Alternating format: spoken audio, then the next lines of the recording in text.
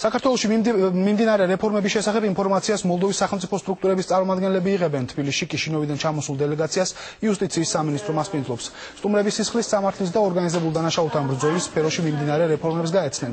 იუსტიციის მინისტრისა და მთავარი პროკურორის მოადგილეებთან საუბარი იმ სირთულეების გადაჭრის მექანიზმებსაც შეეხო, რომლებიც რეფორმის მიმდინარეობისას წარმოიშვება.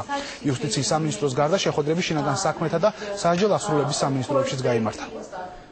Დეტალური საკითხები იქნება განხილული როგორც სისხლის სამართლის სფეროში მიმდინარე რეფორმებთან დაკავშირებით, ასევე მომსახურების სფერო, იუსტიციის სახლები, საჯარო სამსახურში მიმდინარე რეფორმები, რომელშიც იუსტიციის სამინისტრო ჩართული აქტიურად ანუშვალოდ ახორციელებს.